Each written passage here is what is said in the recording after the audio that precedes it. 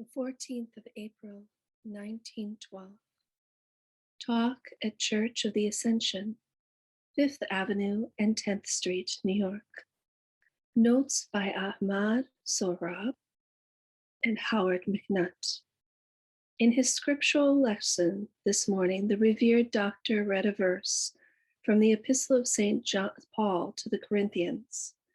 For now we see through a glass darkly, but then face to face.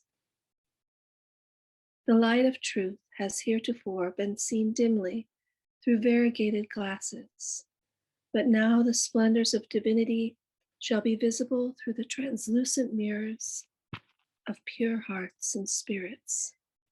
The light of truth is the divine teaching, heavenly instruction, merciful principles, and spiritual civilization. Since my arrival in this country, I find that material civilization has progressed greatly, that commerce has attained the utmost degree of expansion. Arts, agriculture, and all details of material civilization have reached the highest stage of perfection. But spiritual civilization has been left behind. Material civilization is like unto the lamp, while spiritual civilization is the light in that lamp. If the material and spiritual civilization become united, then we will have the light and the lamp together, and the outcome will be perfect. For material civilization is like unto a beautiful body, and spiritual civilization is like unto the spirit of life. If that wondrous spirit of life enters this beautiful body, the body will become a channel for the distribution and development of the perfections of humanity.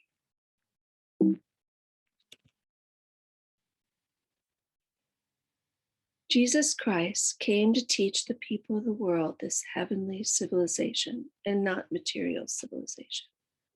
He breathed the breath of the Holy Spirit into the body of the world and established an illumined civilization. Among the principles of divine civilization he came to proclaim is the most great peace of mankind. Among his principles of spiritual civilization is the oneness of the kingdom of humanity. Among the principles of heavenly civilization he brought is the virtue of the human world. Among the principles of celestial civilization he announced is the improvement and betterment of human morals. Today, the world of humanity is in need of international unity and conciliation. To establish these great fundamental principles, a propelling power is needed. It is self-evident that the unity of the human world and the most great peace cannot be accomplished through material means. They cannot be established through political power, for the political interests of nations are various, and the policies of people are divergent and conflicting. They cannot be founded through racial or patriotic power, for these are human powers, selfish and weak. The very nature of racial differences and patriotic prejudices prevents the realization of this unity and agreement. Therefore, it is evidenced that the promotion of the oneness of the kingdom of humanity, which is the essence of the teachings of all the manifestations of God, is impossible except through the divine power and breath of the Holy Spirit. Other powers are too weak and are incapable of accomplishing this. For man, 2 wings are necessary. One wing is physical power and material civilization. The other is spiritual power and divine civilization. With 1 wing only, flight is impossible. 2 wings are essential. Therefore, no matter how much material civilization advances, it cannot attain to perfection except through the uplift of spiritual civilization.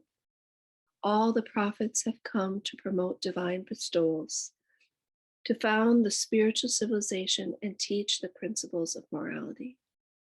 Therefore, we must strive with all our powers so that spiritual influences may gain the victory. For material forces have attacked mankind. The world of humanity is submerged in a sea of materialism. The rays of the sun of reality are seen but dimly and darkly through opaque glasses. The penetrative power of the divine bounty is not fully manifest. In Persia, among the various religions and sects, there were intense differences. Baha'u'llah appeared in that country and founded the spiritual civilization. He established affiliation among the various peoples, promoted the oneness of the human world, and unfurled the banner of the most great peace. He wrote special epistles covering these facts to all the kings and rulers of nations. 60 years ago, he conveyed his message to the leaders of the political world and to high dignitaries of the spiritual world. Therefore, spiritual civilization is progressing in the Orient. The oneness of humanity and peace among the nations is being accomplished step by step. Now I find a strong movement for universal peace emanating from America.